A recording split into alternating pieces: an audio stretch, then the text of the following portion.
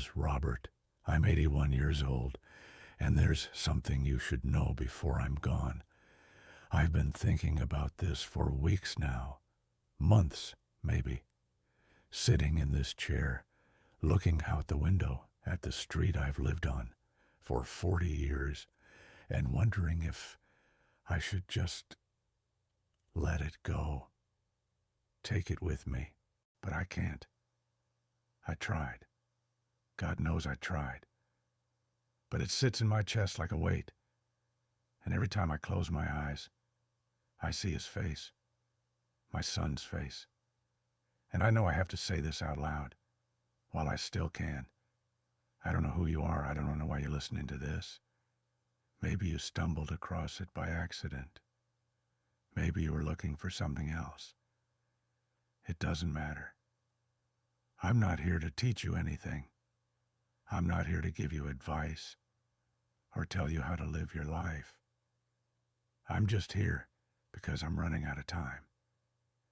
And there are some things that shouldn't die with a person, even if they're hard to say.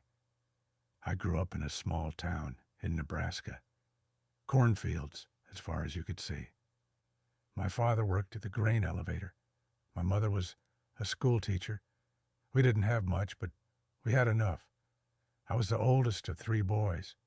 Quiet kid. Kept to myself. I liked books.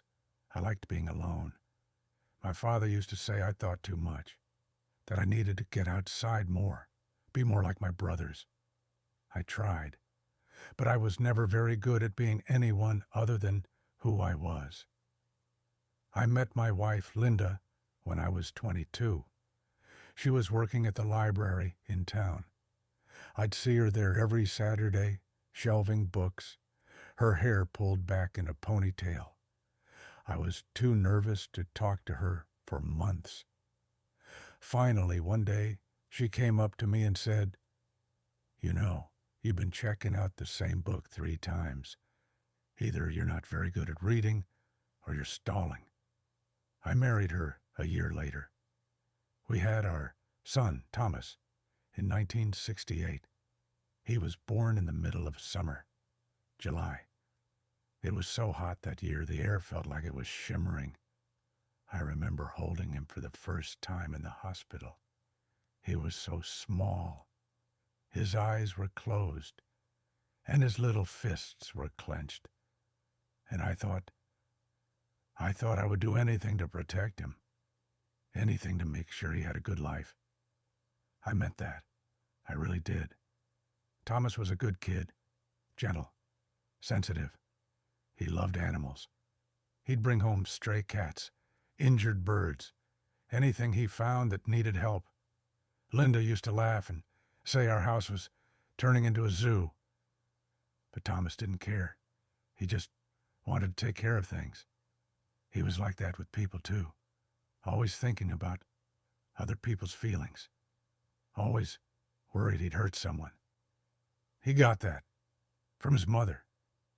When he was 14, he started spending more time alone. Not in a bad way. Not like he was getting into trouble. He just withdrew. He'd come home from school, go straight to his room, and stay there until dinner. I asked Linda if she thought something was wrong. She said it was normal, that he was just becoming a teenager. I believed her. But there was something. I could feel it. I just didn't know what it was. One night, when he was 16, I knocked on his door. I don't remember why. Maybe I just wanted to talk to him, to see how he was doing. He said, "Come in." I opened the door. He was sitting on his bed, looking out the window. He didn't turn around. I stood there for a minute, not really knowing what to say. And then I asked him if everything was okay. He was quiet for a long time. And then he said, very softly, "Dad, can I ask you something?" I said, "Of course." He turned to look at me, and I saw something in his eyes I'd never seen before. Fear. He said, "What would you do if I told you I was different?" I didn't know what he meant. I said, "Different how?"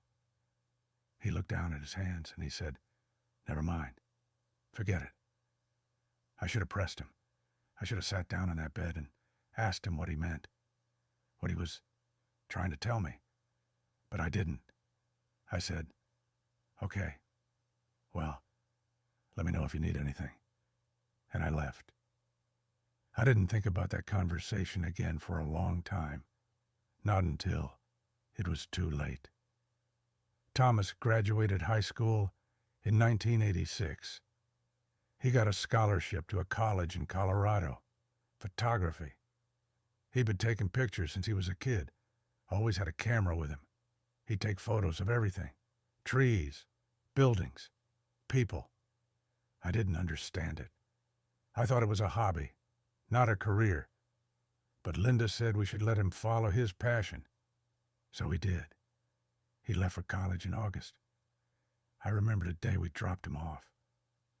Linda cried the whole drive home. I told her he'd be fine, that he was smart, that he'd figure things out. But I felt it too, that emptiness, that sense that something was ending. He called us once a week at first, then once every 2 weeks, then once a month. Linda would ask him how school was going, if he was eating enough, if he'd made friends. He'd say everything was fine, but his voice sounded distant, like he was somewhere far away. In his second year, he stopped calling as much. Linda started to worry. She'd say, "Do you think he's okay?" I'd say, "He's just busy. He's got school, projects, friends." But I wondered too. Then, one day in November, we got a letter. Not a phone call, a letter. I remember Linda opening it at the kitchen table. I was reading the newspaper, drinking my coffee. She read it silently, and then she put it down. Her hands were shaking. I asked her what it said. She didn't answer right away. She just stared at the letter, and then she said, very quietly, "He says he's gay." I don't remember if I said anything. I just remember silence. The kind of silence that feels like the air has been sucked out of the room. Linda looked at me. She said, "Did you know?" I said, "No." But as soon as I said it, I realized I did know. I'd known for a long time. I just hadn't wanted to see it. That conversation when he was 16. The way he never talked about girls. The way he seemed so alone. I'd known. I just didn't want it to be true. Linda said, "We should call him." I said, "And say what?" She said, "That we love him. That it doesn't matter." Because I wasn't sure it didn't matter. I grew up in a time when you didn't talk about things like that. When being different meant being wrong. My father used to make jokes, cruel jokes, about men who weren't real men. And I laughed along, because that's what you did. I wasn't a bad person. I didn't hate anyone. But I believed what I'd been taught, that there was a right way to be, and anything else was not. Linda called him that night. I listened from the hallway. I heard her say, "We got your letter." I heard her say, "Your father loves you too." But I didn't get on the phone. I couldn't. Thomas came home for Christmas that year. I remember the moment he walked through the door. He looked the same. Same smile. Same quiet way of moving through the world. But there was something different in his eyes, like he was waiting for something, waiting to see how I'd react. I hugged him. I said, "Good to see you." And then I went back to what I was doing. We didn't talk about it. Not that Christmas. Not ever. Linda tried. She'd bring it up sometimes. Say we should talk to him. Make sure he knew we supported him. But I'd change the subject. I'd say, "He knows we love him. That's enough." But it wasn't enough. Thomas graduated college in 1990. He moved to San Francisco, got a job at a gallery, started selling his photos. Linda went to visit him a few times. She'd come back and tell me about his apartment, his friends, his life. I never went. I told myself I was too busy, that work was demanding, that I'd go next time. But the truth was, I didn't know how to be around him anymore. I didn't know how to look him in the eye and pretend everything was normal. He stopped calling as much, and I told myself that was fine, that he had his own life now, that he didn't need us anymore. In 1995, Linda got sick. Cancer. It started in her lungs and spread fast. Thomas came home when we told him. He stayed for 2 months, took care of her, took care of me. He was there when she died, holding her hand, telling her it was okay to let go. After the funeral, he asked me if I wanted him to stay for a while. I said no. I said I'd be fine. He looked at me for a long time, and then he said, "Dad, I need to ask you something." I said, "What?" He said, Do you even want me here?" I didn't know what to say. So I said, "Nothing." He left the next day. I didn't hear from him for a long time after that. At first I told myself he was just busy, grieving, processing. But months turned into years, and I realized he wasn't coming back. I tried calling him a few times, left messages. He never called back. I told myself he was being dramatic, that he'd get over it, that eventually he'd realize I was still his father. But he didn't. A few years ago, I got a letter from him. It was short. It said he was getting married to a man named Daniel, and that he wanted me to know he was happy. He didn't invite me to the wedding. I stared at that letter for a long time, and I realized I'd lost him, not because he left, but because I pushed him away. I didn't respond to the letter. I didn't know what to say. I'm 81 years old now, and I live alone in the house where I raised him. His room is still the same. The bed, the desk, the photos on the wall. I go in there sometimes, and I sit on the edge of his bed, and I think about all the things I should have said. I should have told him I loved him, not just once, not just in passing. I should have said it every day. I should have told him that who he was enough, that I was proud of him, that I didn't care who he loved, that all I wanted was for him to be happy. But I didn't say any of that because I was afraid of what people would think, afraid of what it meant about me, afraid that loving him the way he needed to be loved would somehow make me less. And now it's too late. I don't know where he is. I don't know if he's still in San Francisco, if he's still with Daniel, if they have kids, if he's happy. I hope he is. I hope he built a life full of love and people who see him for who he is. I hope he doesn't think about me very often, because I don't deserve to take up space in his thoughts.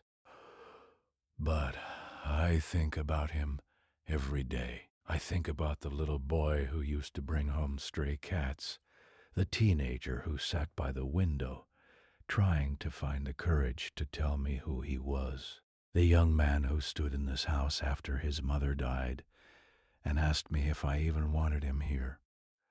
And I think about the answer I didn't give. If I could go back, if I could stand in that kitchen and read that letter again, I would pick up the phone, I would call him, and I would say, "I'm sorry. I'm so sorry. I love you. I've always loved you, and I'm proud of you. But I can't go back. All I have now is this recording, this confession. and the hope that maybe, if he ever hears it, he'll know. I failed him, not because I didn't love him, but because I didn't know how to show it. Because I let fear and shame and pride get in the way of what mattered most. He deserved better. He deserved a father who stood by him, who fought for him, who made him feel safe. And I wasn't that. I don't know what happens when I die. I don't know if I'll see him again, if I'll get a chance to say the things I should have said. But if I do, if there's anything after this, I hope he'll let me say it. I hope he'll let me tell him I'm sorry. My name is Robert. I'm 81 years old, and I need my son to know I loved him. I always loved him. And I'm sorry I didn't say it enough. If you're still here, thank you for listening. I don't know why you stayed, but I'm grateful. If you have someone in your life, someone you've been holding at arm's length because you're, afraid, you still have time. You can still call them. You can still say the things you need to say. I don't have that anymore. But you might. Don't wait.